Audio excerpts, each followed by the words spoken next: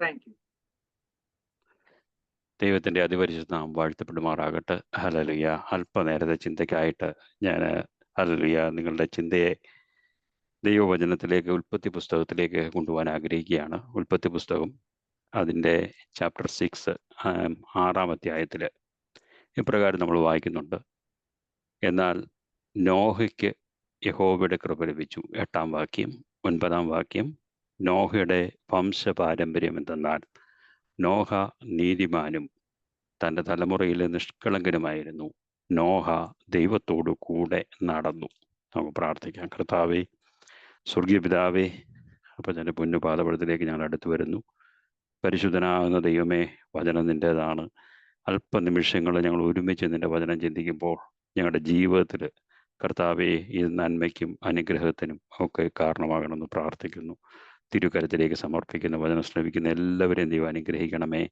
ഇതിന് ശേഷം കർത്താവെ ആരെങ്കിലും ഹല്ലേലൂയ വീണ്ടും ഇത് വിവിധ ചാനലിൽ കൂടെ അത് ശ്രദ്ധിക്കുന്നുണ്ടെങ്കിൽ അവരെയും ദൈവം സന്ദർശിക്കുമാറാകണം. ദൈവകരത്തിലേക്ക് ഏൽപ്പിക്കുകയാണ്.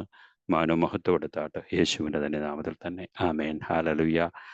നമുക്ക് അറിയാം, കഴിഞ്ഞ 2 ആഴ്ചയ്ക്ക് മുമ്പ് എനിക്ക് പ്രിസൈസ്ലി ജൂലൈ 21 സൺഡേ ഇവിടെ, മൺഡേ മോർണിംഗ് അവിടെ നാട്ടിൽ ജോയ് സിസ്റ്റർ, ഇന്ന് ജോയ് സിസ്റ്ററാണ് വചനം പറയുന്നത്. നമുക്കറിയാമല്ലോ, എവരി അതർ മൺഡേ ജോയ് സിസ്റ്ററാണ്. എന്നാൽ ജോയ് സിസ്റ്റർ കഴിഞ്ഞ ഗ്ലോബൽ പ്രയർ വാരിയേഷനിൽ കടന്നു വന്നപ്പോൾ എന്നോട് പറയുകയുണ്ടായി എനിക്ക് ചില അസൗകര്യം ഉണ്ടെന്ന്. അതുകൊണ്ടാണ് ഞാൻ ഇന്ന് സബ്സ്റ്റിറ്റ്യൂട്ട് ചെയ്യുകയാണ്. ദൈവം അനുഗ്രഹിക്കട്ടെ. നമുക്കറിയാം, ദൈവദാസി അന്ന് പറഞ്ഞത് ഹാനോക്ക് ദൈവത്തോടു കൂടെ നടന്നു. 5-ാം അധ്യായത്തിൽ നിന്ന് ദൈവം അവനെ എടുത്തുകൊണ്ടതിനാൽ കാണാതെയായി. അതിൽ നിന്ന് വളരെ ശക്തമായ ദൈവത്തിൻ്റെ വചനം പറഞ്ഞതിന് ശേഷം pastor MV George hallelujah Devadasan ആ വിഷയത്തെക്കുറിച്ച്, ഞാനിത് വളരെ ശ്രദ്ധയോട് അദ്ദേഹം പറഞ്ഞ അദ്ദേഹത്തിൻ്റെ വാക്കുകളാണ്. ഞാനിതിൽ ഹല്ലേലൂയ ഡിഗ്രി എടുത്ത് അതുപോലെ പഠിക്കുന്ന ഒരു ആളാണ്. ഇത് കേട്ടതിൽ എനിക്ക് ഒത്തിരി സന്തോഷമുണ്ട് എന്ന് പറഞ്ഞ് അനുഗ്രഹിച്ച് ഹല്ലേലൂയ ജോയ് സിസ്റ്ററിൻ്റെ പ്രവർത്തനങ്ങളെ അനുഗ്രഹിച്ച് പ്രാർത്ഥിക്കുകയുണ്ടായി. നമ്മുടെ ജീവിതത്തിൽ നടക്കുന്ന കാര്യങ്ങൾ ഇൻസിഡൻ്റൽ, ആക്സിഡൻ്റൽ എന്നൊക്കെ ഒന്ന് പറഞ്ഞ് നമുക്ക് ഒഴിയാൻ സാധിക്കത്തില്ല. നമ്മൾ ദൈവമക്കളാകുന്ന നമ്മുടെ ജീവിതത്തിൽ നടക്കുന്ന ഓരോ വിഷയങ്ങളും ദൈവം അറിഞ്ഞ് തന്നെയാണ് നടത്തുന്നത്. നമ്മൾ എവിടെ ഏത് സമയത്തായിരിക്കണം എന്നുള്ള കാര്യങ്ങളെല്ലാം ദൈവം അറിഞ്ഞ്, അല്ലെങ്കിൽ ദൈവത്തിന് മാത്രം, ദൈവമാണ് നമ്മളെ ഓരോ കാര്യങ്ങളും ഓരോ സ്റ്റെപ്പുകളും ഓർഡേൺ ചെയ്ത് നടത്തുന്ന ദൈവമാണ്. ഹല്ലേലൂയ. ദേവദാസൻ്റെ ഹല്ലേലൂയ പ്രവർത്തനങ്ങളെ ഓർത്ത് ഹല്ലേലൂയ ഞാൻ വളരെ എന്നെ അധികം ഒത്തിരി ഹല്ലേലൂയ എൻകറേജ് ചെയ്ത ഒരു വ്യക്തിത്വമാണ്. അദ്ദേഹത്തെ ഓർത്ത് ഞാൻ ദൈവത്തെ സ്തുതിക്കുന്നു. പ്രേജസ്യാനി ഓർത്ത് ഞാൻ പ്രാർത്ഥിക്കുന്നു. ദൈവം ഹല്ലേലൂയ തക്ക സമയത്ത് ഹല്ലേലൂയ എല്ലാ വിഷയങ്ങളുടെ മേലും ദൈവപ്രവൃത്തി ഉണ്ടാകട്ടെ എന്ന് ഞാൻ പ്രാർത്ഥിക്കുകയാണ്. നമുക്കറിയാം, ഇതിനകത്തിൽ ഹല്ലേലൂയ നമ്മുടെ പ്രയർ ലൈനിൽ സാധാരണയായിട്ട് കടന്നു വരുന്നതല്ലാതെ ചില പ്രിയപ്പെട്ടവരുണ്ട്. ഹല്ലേലൂയ. ഒന്ന് ഹല്ലേലൂയ കൊച്ചിയിൽ നിന്ന് നൈനാൻ സാറാണെന്ന് തോന്നുന്നു. അദ്ദേഹം ഹല്ലേലൂയ വർഗീസ് നൈനാൻ എന്നുള്ള ഒരു ഡിവൈസ് കാണുന്നുണ്ട്. അദ്ദേഹം എനിക്ക് ഹല്ലേലൂയ ഇവർ നമ്മുടെ ഒരു ഗ്ലോബലായിട്ട് ഒരു ഇംഗ്ലീഷ്, മലയാളം, വിവിധ ലാംഗ്വേജുകളിൽ ഒത്തിരി ലാംഗ്വേജുകളിലുള്ള ഒരു ബൈബിൾ റീഡിംഗ് പ്രോഗ്രാമുണ്ട്. ലക്ഷക്കണക്കിന് ആൾക്കാർ ചേരുന്ന അല്ലെങ്കിൽ ഒരു പ്രോഗ്രാമാണത്. അദ്ദേഹവും ഒരു റവറൻറ്റ് ഒരു അച്ഛനും ചേർന്ന് നടത്തുന്ന ഒരു വലിയ പ്രസ്ഥാനമാണിത്. അദ്ദേഹം ആ അച്ഛനോട് ചേർന്ന് മെയിൻ ആളായിട്ട് പ്രവർത്തിക്കുന്ന ഒരു ദേവദാസനാണ്. ഞാൻ കഴിഞ്ഞ കാലങ്ങളിൽ അതിൻ്റെ 5-6 അല്ലെങ്കിൽ വലിയ വാട്സപ്പ് ഗ്രൂപ്പുകൾ 500 പേര് എല്ലാം കൂടെ കൂടുന്ന, അല്ലെങ്കിൽ ഏകദേശം കൂടുന്ന ഗ്രൂപ്പുകളൊക്കെ അഡ്മിൻ ചെയ്യുവാൻ തക്കൊണ്ട് ദൈവം എന്നെ ഇടയാക്കിയിട്ടുണ്ട്. ഇപ്പോഴും ഞാൻ അതിൻ്റെ എല്ലാ അഡ്മിനായിട്ടൊക്കെ ഇരിക്കുന്നുണ്ട്. അതെല്ലാം ഓർത്ത് ഞാൻ ദൈവത്തെ സ്തുതിക്കുന്നു. നമ്മൾ ആത്മീയമായിട്ട് ഓരോരുത്തർ അങ്ങോട്ടും ഇങ്ങോട്ടും എൻകറേജ് ചെയ്യുന്ന ഓർത്ത് ഞാൻ ദൈവത്തെ സ്തുതിക്കുന്നു. അപ്പോൾ തന്നെ നൈനാൻ തോമസ് അല്ലെങ്കിൽ അദ്ദേഹത്തിൻ്റെ ഫോട്ടോ അദ്ദേഹം വീഡിയോ ഓൺ ആക്കിയപ്പോഴും എനിക്ക് മനസ്സിലായി അദ്ദേഹം തന്നെയാണെന്ന്. അദ്ദേഹം ഹല്ലേലൂയ ഡാളസ് പ്രയർ ലൈന് നടത്തുന്ന ഹല്ലേലൂയ ഒരു സുവിശേഷകനാണ്. അദ്ദേഹത്തെ ഓർത്ത് ഞങ്ങൾ ഒരുമിച്ച് ആരാധിച്ചിട്ടുണ്ട്. അതൊക്കെ ഓർത്ത് ഞാൻ ദൈവത്തെ സ്തുതിക്കുന്നു. എനിക്ക് ആദ്യമായിട്ട് ഹല്ലേലൂയ ദൈവവചനം ഹല്ലേലൂയ ഇങ്ങനെ പ്രയർ ലൈനിൽ ഹല്ലേലൂയ ഈ കർത്താവിൻ്റെ വരവിനെ കുറിച്ച് പഠിപ്പിക്കുവാൻ നീണ്ട ഹല്ലേലൂയ ഏകദേശം 1-2 വർഷം ഞാൻ ആ പ്രയർ ലൈനിൽ പഠിപ്പിച്ചു. അതുകൊണ്ടാണ് അവിടെ നിന്നുള്ള എൻകറേജ്മെൻ്റ് കൊണ്ട് ആ ഒരു ബുക്കായിട്ട് മാറാനിടയായത്. അതെല്ലാം ഓർത്ത് ഞാൻ ദൈവത്തെ സ്തുതിക്കുകയാണ്. ഒരു പൗലോസ് തിമോത്തിയോസിനെ ഉയർത്തിയില്ലെങ്കിൽ തിമോത്തിയോസ് ഉയരത്തില്ല. നമ്മളെയൊക്കെ ഏൽപ്പിച്ചിരിക്കുന്ന അതിനു വേണ്ടിയാണ്, എൻകറേജ് ചെയ്യാൻ വേണ്ടിയാണ്. ഇവരെല്ലാം ഓർത്ത് ഈ പ്രയർ ലൈൻ എനിക്ക് വലിയ എൻകറേജ്മെൻറ്റാണ്. നിങ്ങൾ ഓരോരുത്തരും അതെല്ലാം ഓർത്ത് ഞാൻ ദൈവത്തെ സ്തുതിക്കും. ദൈവം അനുഗ്രഹിക്കട്ടെ. നമുക്ക് വചനത്തിലേക്ക് കടന്നു വരാം. അന്നേരം ദൈവദാസി കഴിഞ്ഞ പ്രാവശ്യം ഒരു കാര്യം പറയുകയുണ്ടായി. അവിടെ ഞാൻ പിക്ക് ചെയ്യാൻ ആഗ്രഹിക്കുകയാണ്. ദേവദാസ് ഇപ്രകാരം പറഞ്ഞു, ഞാനൊരു ചാർട്ട് അതിനുവേണ്ടി ഉണ്ടാക്കി. ഹല്ലേലൂയ, അന്ന് ഞാൻ കാണിക്കുവാൻ ആഗ്രഹിക്കുകയാണ്. കാരണം ദേവദാസി പറഞ്ഞപ്പോൾ എൻ്റെ ഹൃദയത്തിൽ കൂടെ പോയി, ഒരു ചാർട്ട് ഇതിനെക്കുറിച്ച് ഉണ്ടാക്കിയത് നല്ലതായിരിക്കും. ദേവദാസി പറഞ്ഞ വിഷയം എന്ന് പറയുന്നത്, ഞാൻ എടുത്തോട്ടെ, ഇതൊന്ന് ഷെയർ ചെയ്യാൻ. ഇപ്പോഴത്തെ ഇച്ചിരി ചേഞ്ച് ആയതുകൊണ്ട് ഒരു ശകലം വ്യത്യാസമുണ്ട്. യാ, ഐ ഗോട്ട് ഇറ്റ്. കാണാമെങ്കിൽ കാണാമെന്ന് പറയണേ. കാണാൻ പറ്റുന്നുണ്ടോ? യാ, അന്നേരം ദേവദാസി അന്ന് പറഞ്ഞ ഒരു വിഷയം എന്ന് പറയുന്നത്, ഹല്ലേലൂയ, ഒരു 3 നമുക്കറിയാം ആദാമിൻ്റെ മക്കള് കയീന്, ഏബൽ. അന്നേരം ഏബലിനെ കൊല്ലപ്പെട്ടു, അതിനുശേഷം കയീൻ. എന്നാൽ ഇതൊരു 2 കൈവരിയായിട്ട് എനിക്ക് സിസ്റ്റർ ജോയിസൊക്കെ ഉപയോഗിച്ച വേർഡ് അത് തന്നെയാണോ എന്ന് എനിക്കറിയത്തില്ല, അങ്ങനെ ആയിപ്പോയി എന്ന് നമ്മൾ കണ്ടു. അന്നേരം അതിനോട് ചേർന്നൊരു ചാർട്ട് ഞാൻ ഉണ്ടാക്കുമായിരുന്നു. കയീന് ഒരു വഴിക്ക് പോകുന്നു, ഇപ്പുറത്ത് ഏബൽ കൊല്ലപ്പെട്ടു, അതിനുശേഷം സേത്തിൽ കൂടെ ഒരു വംശ പരമ്പര ഇങ്ങനെ വരികയാണ്. ആദം ലീവ്ഡ് 243 years ആഫ്റ്റർ മെതുശല എന്ന് പറയുന്നത് നമുക്കറിയാം ഏറ്റവും കൂടുതൽ ജീവിച്ച ആളാണ്. അന്നേരം ഈ ആദമും മെതുശലയും കൊണ്ട് സംസാരിച്ചിട്ടുണ്ട് അല്ലേ? എന്നുവെച്ചാൽ ആദാം ജീവിച്ചെന്നാ പറയുന്നത് 243 വർഷം. മെതുശലയും ജനിച്ചതിന് ശേഷം ഇത്രയും നാൾ, അതായത് നോഹയുടെ ഗ്രാൻഡ് ഫാദർ മെതുശലയെ ജനിച്ചു കഴിഞ്ഞിട്ട് 243 വർഷം കൂടെ ഈ ആദാം ജീവിച്ചു. അന്നേരം ആദാം മിക്കവാറും പറഞ്ഞിട്ടുണ്ടായിരിക്കും, ഞങ്ങളായിരുന്ന തോട്ടത്തിൽ വരുമായിരുന്നു, ഞങ്ങൾ തമ്മിൽ ഫെലോഷിപ്പ് ഉണ്ടായിരുന്നു, ഇങ്ങനെയൊക്കെയാണ് സംഭവിച്ചത്, ഇതെല്ലാം പറഞ്ഞിട്ടുണ്ട്. എന്നിട്ട് ഒരു പക്ഷേ ഞാൻ പൂർണ്ണമായിട്ട് വിശ്വസിക്കുന്നു, സുവിശേഷം എന്ന് പറഞ്ഞാൽ നമുക്കറിയാമല്ലോ, സ്ത്രീയുടെ സന്തതി കടന്നു വരുമെന്നുള്ളതാണ് സുവിശേഷം അല്ലേ? അത് നമ്മൾ കാണുന്നുണ്ട്. ഹല്ലേലൂയ, അത് നമ്മൾ കാണുന്നത് ഉൽപ്പത്തി പുസ്തകം 3 കാണുന്നത്. ഞാൻ നിനക്കും സ്ത്രീക്കും നിന്റെ സന്തതിക്കും അവരുടെ സന്തതിക്കും തമ്മിൽ ശത്രുത്വം ഉണ്ടാകും, അവൻ നിന്റെ തല തകർക്കും, നീ അവൻ്റെ കുതികാല് തകർക്കും. സുവിശേഷം ഇങ്ങനെ അങ്ങോട്ട് പറഞ്ഞു കൊടുത്തിട്ടുണ്ട്. ഈ മെതുശല എന്ന് പറയുന്നത് നോഹയുടെ വല്യപ്പച്ചനായിരുന്നു. അത് നോഹയുമായിട്ട് പിന്നെയും ഇവർ തമ്മിലും സംസാരം ഉണ്ടായിട്ടുണ്ട്. അന്നേരം Methuselah lived 600 years after Noah was born. അന്നേരം ഈ ആദമിൽ നിന്നുള്ള ദൈവത്തെ കണ്ട് ദൈവമായിട്ട് ആദാം ദൈവത്തിൻ്റെ മകനെ നമ്മൾ വായിക്കുന്നത് അല്ലേ? അങ്ങനെ ഒരു ഫെലോഷിപ്പ് ഇതെല്ലാം പറഞ്ഞു കൊടുത്ത് നോഹ അങ്ങനെ വളർന്നു വരുന്നു. അന്ന് ഞാനിത് കാണിച്ചെന്നേ ഉള്ളൂ. അത് അന്ന് പറഞ്ഞപ്പോൾ എൻ്റെ ജീവിതത്തിൽ അത് അല്ലെങ്കിൽ ഒരു പ്രചോദനം നൽകിയത് കൊണ്ടാണ് ഞാൻ അത് കാണിച്ചത്. അന്നേരം ഹല്ലേലൂയ, നമുക്കറിയാം, സ്റ്റോപ്പ് ചെയ്തോട്ടെ. അന്നേരം ഹല്ലേലൂയ, നമുക്കറിയാം ദൈവം അന്നേരം ഓരോ കാര്യങ്ങൾ നമ്മുടെ വല്യപ്പച്ചന്മാർ അല്ലെങ്കിൽ നമുക്കറിയാം, നമുക്ക് അതിശയങ്ങൾ അടയാളങ്ങൾ നടന്നിരിക്കുന്നു. ഇതൊക്കെ കേൾവി മാത്രമല്ല, ഇപ്പോഴും നമ്മൾ കേൾക്കണം, ഇപ്പോഴും നമ്മൾ അറിയണം. അത് നോഹ അന്നേരം അതങ്ങോട്ടങ്ങ് ഏറ്റെടുത്തു. ഈ സുവിശേഷവും ഇതല്ല നോഹ അന്നേരം തീരുമാനിച്ചു. ഞാൻ 7ാമനായ ഹാനോക്കും അങ്ങ് തീരുമാനിച്ചു, ഞാൻ ദൈവത്തോടുകൂടെ നടക്കാനാണ് തീരുമാനിക്കുന്നത്. അങ്ങനെ ദൈവത്തോടുകൂടെ നടന്ന് ഹാനോക്കിനെ എടുത്തുകൊണ്ടതിനാൽ കാണാതെയായി. വീണ്ടും നമ്മൾ കാണുകയാണ് ഹല്ലേലൂയ, ഇവിടെ കാണുന്ന കാര്യം എന്ന് പറഞ്ഞാൽ ഹല്ലേലൂയ, ഇവിടെ കാണുകയാണ് നോഹയ്ക്ക് ശേഷം ഇങ്ങനെ കടന്നു വന്നിട്ട് ഈ 6ാം അധ്യായത്തിലോട്ട് വന്നിട്ട് നമ്മൾ കാണുകയാണ്, എന്നാൽ നോഹയ്ക്ക് യഹോവയുടെ കൃപ ലഭിച്ചു.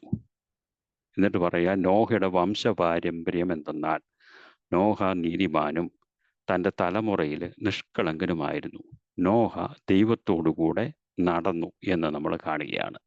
അതായത് നോഹയ്ക്ക് ദൈവത്തോടുകൂടെ നടക്കാൻ തക്കവണ്ണം കാരണമായത് ഹല്ലേലൂയ നമ്മളിവിടെ കണ്ടു.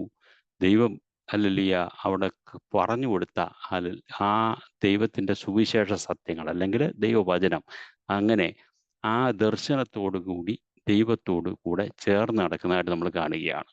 വീണ്ടും നമുക്ക് അറിയാം, നോഹയുടെ കാലത്തെക്കുറിച്ച് നമ്മൾ ചിന്തിക്കുമ്പോൾ മാത്യു ചാപ്റ്റർ 24 നമ്മൾ വായിക്കുന്നുണ്ട്. മാത്യു ചാപ്റ്റർ 24 37-39 നമ്മൾ ഇപ്രകാരം വായിക്കുന്നത്: നോഹയുടെ കാലം പോലെ തന്നെ മനുഷ്യപുത്രന്റെ വരവും ആകും.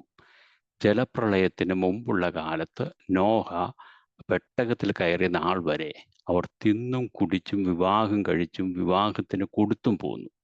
ജലപ്രളയം വന്ന് എല്ലാവരെയും നശിപ്പിച്ച് കളയുകയും അവർ അറിഞ്ഞില്ല. മനുഷ്യപുത്രന്റെ വരവും അങ്ങനെ തന്നെ ആകും. അന്നേരം ഈ നോഹയുടെ കാലം എന്ന് പറയുന്നതും ഇപ്പോൾ താരതമ്യം ചെയ്താൽ നമ്മൾ ഇപ്പോൾ വസിക്കുന്ന കാലം ഏകദേശം ഒരുപോലെയാണെന്നാണ് ഇവിടെ കാണുന്നത്. നോഹയെക്കുറിച്ച് നമ്മൾ പറയുമ്പോൾ he was a man convicted, വളരെ കൺവിക്ഷനുള്ള ഒരാളായിരുന്നു.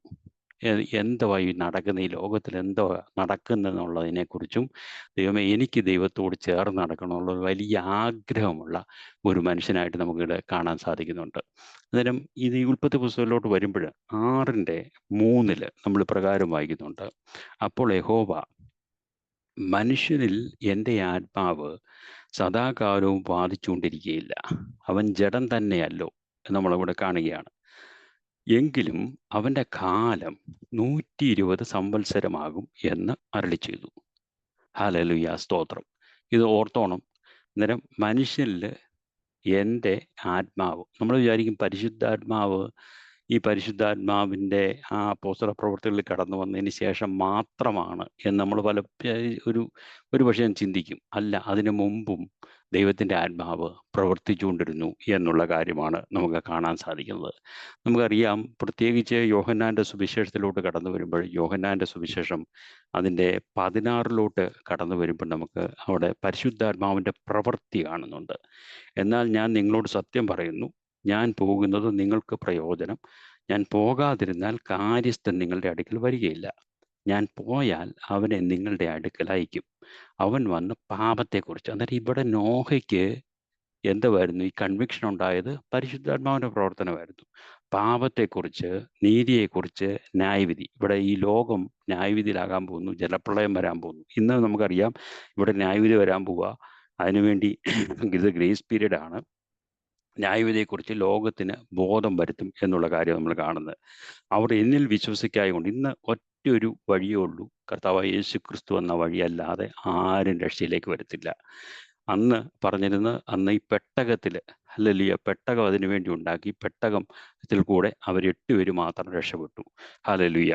അത് എന്നിൽ വിശ്വസിക്കായകൊണ്ട് പാപത്തെക്കുറിച്ചും ഞാൻ പിതാവിൻ്റെ അടുക്കൽ പോവുകയും നിങ്ങൾ ഇനി എന്നെ കാണാതിരിക്കുന്നത് ചെയ്യുന്നതുകൊണ്ട് നീതിയെക്കുറിച്ചും വെളിപ്പെടുത്തുന്ന, അല്ലെങ്കിൽ നമുക്ക് പറഞ്ഞു തരുന്ന ദൈവത്തിൻ്റെ വചനത്തിൻ്റെ അല്ലെങ്കിൽ മർമ്മങ്ങളെ വെളിപ്പെടുത്തുന്നത് പരിശുദ്ധാത്മാവായിട്ട് നമുക്ക് കാണാൻ സാധിക്കും. ഇവിടെ 6:3 ജനസിസിൽ നമ്മൾ കാണുകയാണ്: അപ്പോൾ യഹോവ, മനുഷ്യനിൽ എൻ്റെ ആത്മാവ് സദാകാലവും വാദിച്ചുകൊണ്ടിരിക്കുകയില്ല, അവൻ ജഡം തന്നെയല്ലോ, എങ്കിലും അവൻ്റെ കാലം 120 സംവത്സരമാകും എന്ന് നമ്മളിവിടെ കാണുകയാണ്.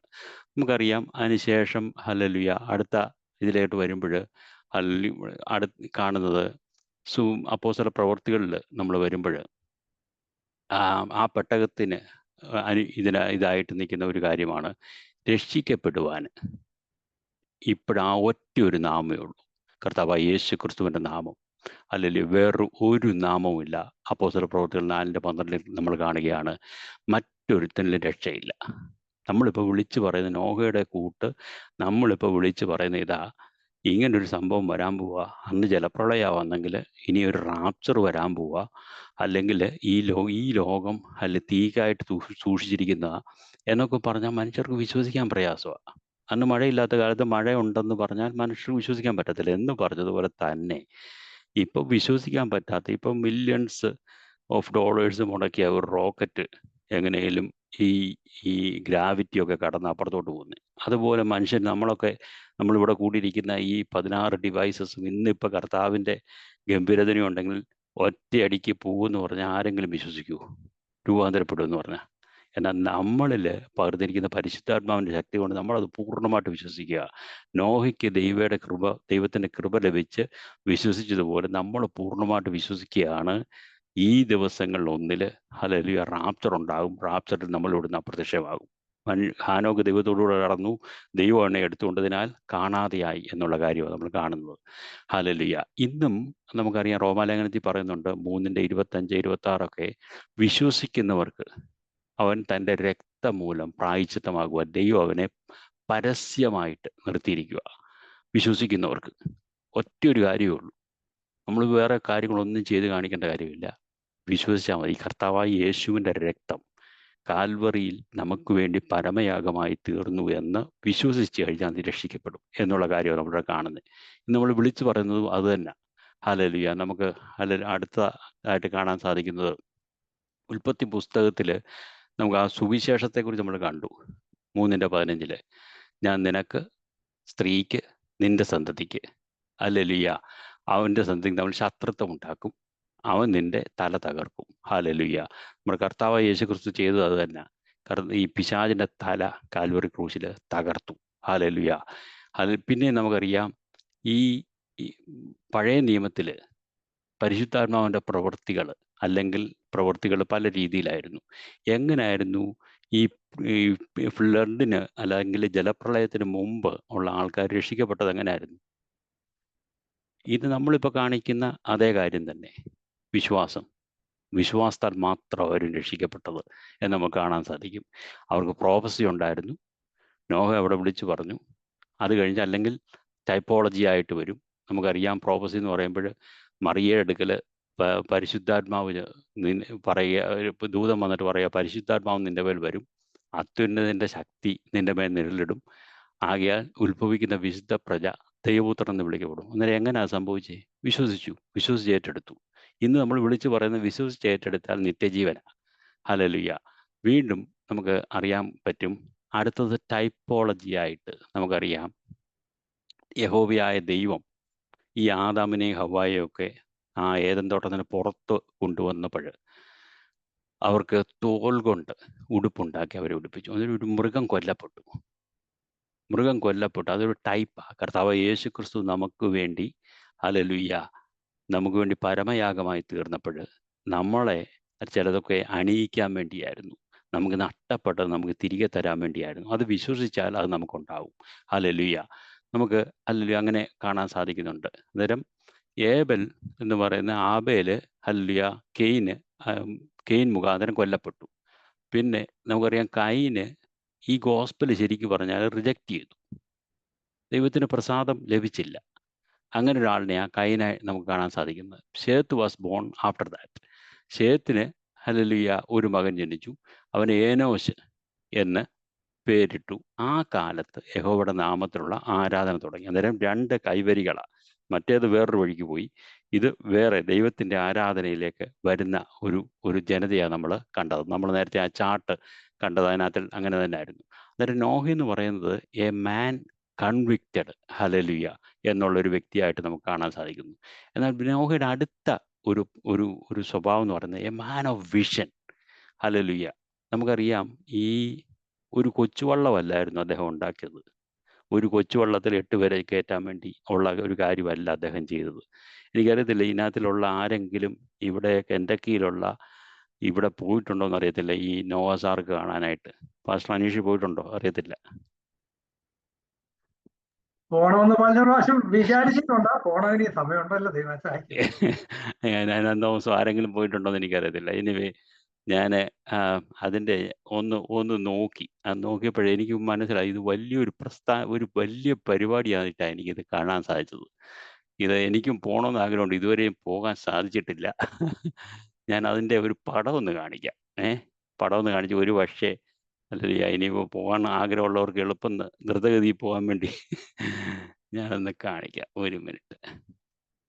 അന്നേരം ഹല്ലേലൂയ, സ്തോത്രം. അന്നേരം നോഹ എന്ന് പറയുന്നത്, Noah was a man of vision. ഇദ്ദേഹം നമുക്കറിയാം, ഈ സദൃശവാക്യങ്ങളിൽ പറയുന്നുണ്ട്, വെളിപ്പാടില്ലാത്തടത്ത് ജനം മര്യാദ വിട്ട് നടക്കുന്നു, ന്യായപ്രമാണം കാത്തുകൊള്ളുന്നവനോ ഭാഗ്യവാൻ.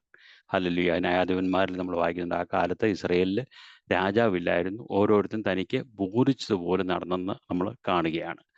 വീണ്ടും നമുക്ക് ഹല്ലേലൂയ ഈ പടം ഒന്ന് കാണിക്കാൻ വേണ്ടിയാണ് ഞാനിത് എടുത്തത്. നമുക്കത് കാണാമല്ലോ.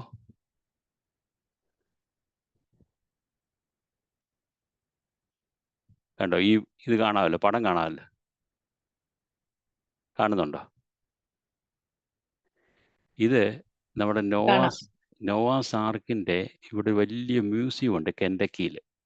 ഈ പാസ്റ്റർ പറഞ്ഞതുപോലെ ഒത്തിരി കാര്യങ്ങൾ ഇവിടെയൊക്കെ ഉണ്ട്. എല്ലായിടവും ഒന്ന് പോയി പറ്റാൻ പോലും നമുക്ക് സമയമില്ല, സാഹചര്യം ഇല്ലാതെ ഇരിക്കുന്നൊരവസ്ഥയാണ്. ഇതൊക്കെ ഒന്ന് പോയി കാണേണ്ട കാര്യം. ഇത് 3 തട്ടായിട്ട്, അതായത് ഒരു കൊച്ചുവള്ളമല്ല അദ്ദേഹം ഉണ്ടാക്കുക. അദ്ദേഹത്തിൻ്റെ വിഷൻ ഒന്ന് സമ്മതിച്ചു കൊടുക്കണം. അദ്ദേഹത്തിൻ്റെ എല്ലാ കാര്യങ്ങളും അതിനുവേണ്ടി മുടക്കി ചെയ്ത ഒരു പരിപാടിയായിട്ടാണ്. ഇന്നത്തെ അതിൻ്റെ ലെങ്തും വിഡ്ത്തും ഹൈറ്റും ഒക്കെ നോക്കുവാണെങ്കിൽ ഏകദേശം അതിൻ്റെ കണക്കനുസരിച്ച്, ഈ വേദപുസ്തകത്തിലെ കണക്കനുസരിച്ച് ഒരു 510 അടി നീളം. അതായത് നമ്മുടെ ഈ സ്പേസ് ഷിപ്പ് ഉണ്ടല്ലോ, നാസയിൽ നിന്ന് വലിയ സ്പേസ് ഷട്ടിൽസ്, അത് 3 എണ്ണം അടുക്കി വെക്കാൻ പറ്റുന്ന നീളത്തിലുള്ള ഒരു സംഭവമായിരുന്നു ഇദ്ദേഹം പണിഞ്ഞത്. ഹല്ലേലൂയ. അദ്ദേഹത്തിൻ്റെ വിഷൻ നമ്മളൊന്ന് ഓർക്കണം. ഹല്ലേലൂയ. വീണ്ടും അതിൻ്റെ ഉയരം ഒന്ന് നോക്കിയാൽ ഒരു 4 നില കെട്ടിടത്തിൻ്റെ ഉയരം. ഒന്ന് ഓർത്ത് നോക്കിയാലേ അത്രയും ഒരു വിഷനിൽ അദ്ദേഹം അത് പണിഞ്ഞത്. അതൊരു കൊച്ചുവള്ളമല്ല. ഇതിനകത്തിൽ എത്ര സ്പേസ് ഉണ്ടായിരുന്നെന്ന് നോക്കിയേ.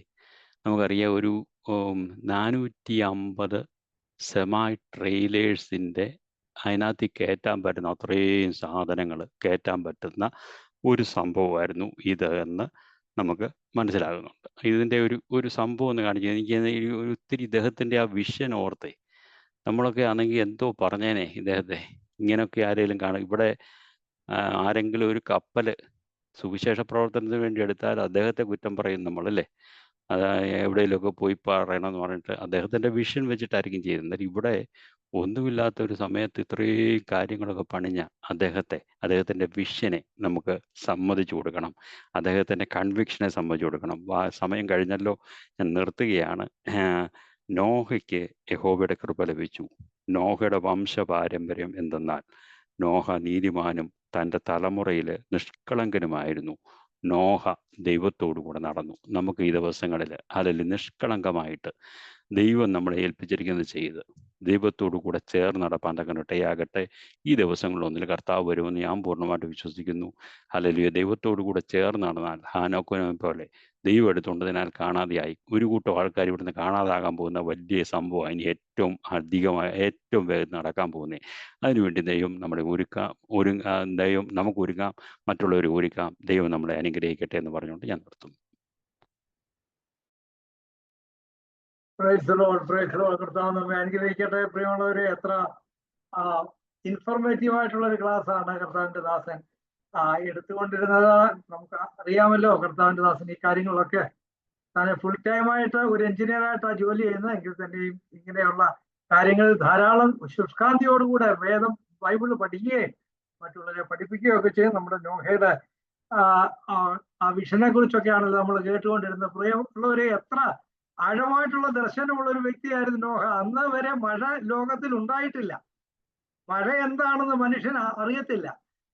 അപ്പോഴാണ് പറയുന്നത് ഇനിയും അനേക മാസങ്ങൾ നിൽക്കാതെ മഴ പെയ്യാൻ പോവുകയാണ്. മഴ പെയ്യുന്ന ഉടനെ അന്ന് ഒരു വള്ളമോ അങ്ങനെയൊന്നും വലുതായിട്ടില്ലല്ലോ. അന്നത്തെ നദിയിൽ കൂടെ പോകുന്ന വള്ളം വല്ലതും കാണും. പക്ഷെ ഇങ്ങനെ ഒരു ബോട്ടോ ഇങ്ങനെ ഒരു പ്രസ്ഥാനമോ ഉണ്ടാക്കുന്നത് എന്തിനാണെന്നോ എങ്ങനെയാണെന്നോ ആർക്കും അറിയില്ല. എന്നാൽ നോഹ ദൈവം പറഞ്ഞത് പൂർണ്ണമായിട്ട് അനുസരിച്ചു എന്നുള്ളതാണ്. നമുക്ക് നമ്മുടെ ബുദ്ധിക്ക് നിരക്കാത്ത കാര്യങ്ങൾ, ഇച്ചിരി നമ്മുടെ സാധാരണ ചിന്തകളിൽ നിന്നും വ്യത്യസ്തമായിട്ടുള്ള കാര്യങ്ങൾ ചെയ്യാനായിട്ട് നമുക്ക് താല്പര്യമില്ല. ദൈവം എന്തെങ്കിലും പറഞ്ഞ ആളുകൾ ഒരാൾ വട്ടാന്ന് പറയും.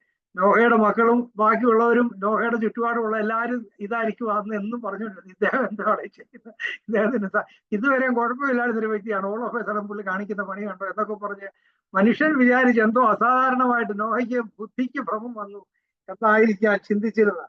എന്നാൽ എത്ര മഹത്തായിട്ടുള്ള എത്ര വലിയ ഒരു കാര്യമാണ് നോഹ ചെയ്തത് നമുക്കറിയാം. ഇന്ന് നമ്മൾ കേട്ടല്ലോ ഇതിന്റെ ഈ എത്ര നാൾ നോഹ അതിനെ എടുത്തു എന്നുള്ളത് വ്യക്തമായിട്ട് ബൈബിളിൽ അറിയുന്നത് എനിക്ക് സംശയമുണ്ട്. പക്ഷെ ഇവിടെ കെൻഡക്കിയിൽ ഉള്ള അത് 1.5 വർഷം കൊണ്ട് അവരത് 1.5 വർഷം എടുത്ത് അത് നിർമ്മിക്കാൻ.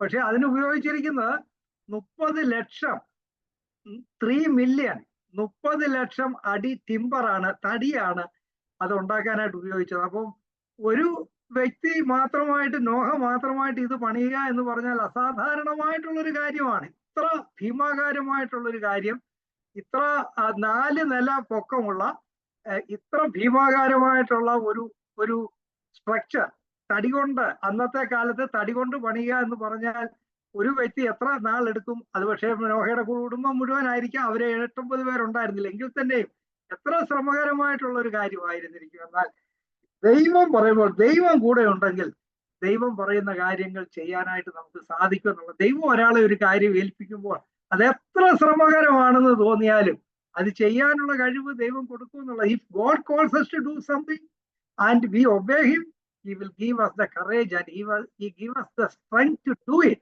അതാണ് എല്ലാ കർത്താവിന്റെ ദാസന്മാരും വലിയ വലിയ കാര്യങ്ങൾ ചെയ്തിട്ടുള്ള എല്ലാവരുടെയും ജീവിതത്തിലൂടെ നമ്മൾ മനസ്സിലാക്കുന്ന അതാണ്. നമ്മൾ ചിന്തിക്കുന്നത് കർത്താവ് ഇത് എന്നെ കൊണ്ട് എങ്ങനെ ചെയ്യാൻ സാധിക്കും, അയ്യോ ഇത് വലിയൊരു കാര്യം, ഇത് ചെയ്യാൻ എനിക്ക് കഴിവില്ല.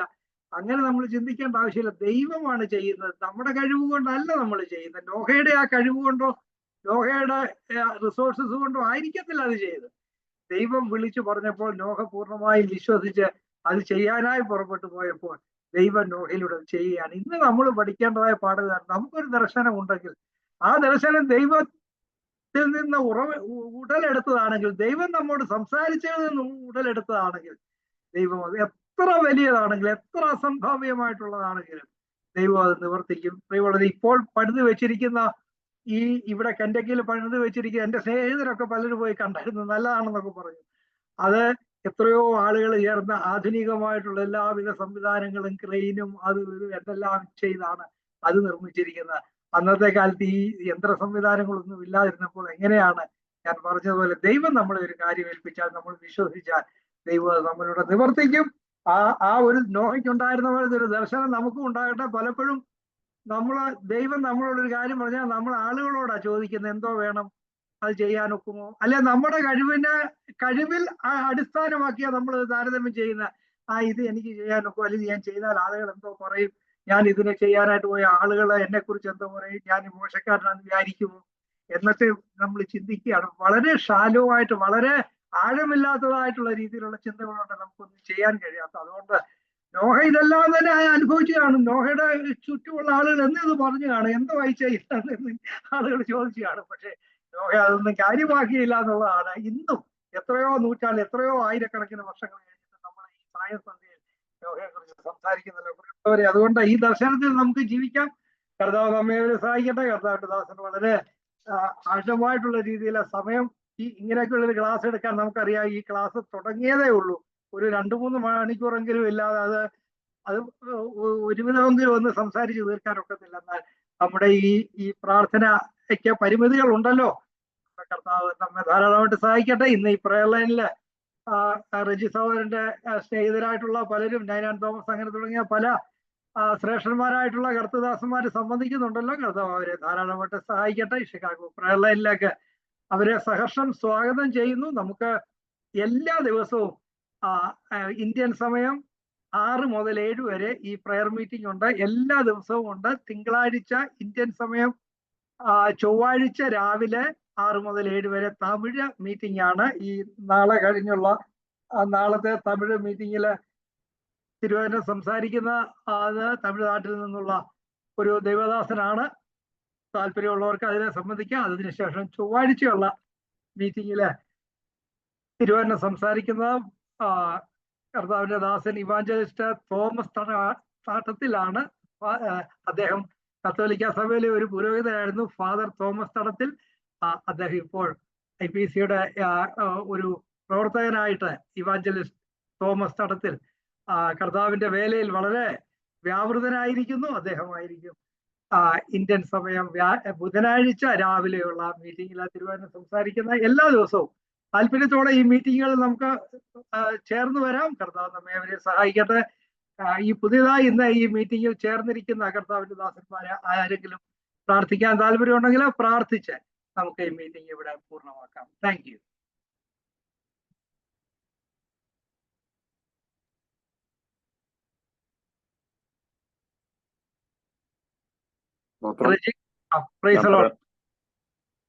Thank you.